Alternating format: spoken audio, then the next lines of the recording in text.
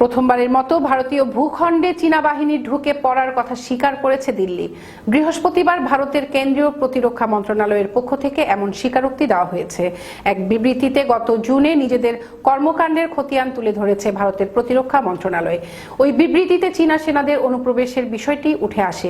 বিবৃতিতে বলা হয়েছে, গত 5 মে থেকে প্রকৃত নিয়ন্ত্রণ রেখা বরাবর বিশেষ করে গালওয়ান উপত্যকা অঞ্চলে চীনা আগ্রাসনের মাত্রা বেড়ে চলেছে।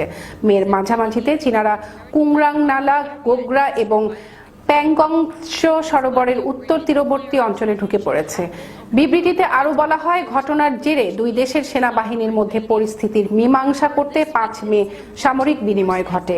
6 মে দুই পক্ষের মধ্যে কর্পস কমান্ডার স্তরে ফ্ল্যাগ মিটিং হয়েছে। যদিও এরপর গত 15 জুন দুই বাহিনীর মধ্যে সশস্ত্র সংঘর্ষ হয়, যার জেরে দুই পক্ষেই বেশ কিছু হতাহতের ঘটনা ঘটেছে। বিবৃতিতে বলা হয়েছে, সংঘর্ষের পর সেনা প্রত্যাহারের উদ্দেশ্যে 22 জুন দ্বিতীয় কর্পস কমান্ডার ফ্ল্যাগ মিটিং হয়। যদিও সামরিক ও কূটনৈতিক স্তরে আলোচনা চালু রয়েছে। আপাতত প্রকৃত নিয়ন্ত্রণ রেখা ঘিরে এই অচলাবস্থা বেশ কিছু সময় বহাল থাকবে। ভারতীয় প্রতিরক্ষা মন্ত্রণালয় বলছে, পূর্ব লাখাদে চীনের একতরফা আগ্রাসনের জেরে অত্যন্ত সংবেদনশীল পরিস্থিতি তৈরি হয়েছে এবং এর ওপর কড়া নজরদারি ও প্রয়োজনে দ্রুত পদক্ষেপ নেওয়া জরুরি হয়ে পড়েছে।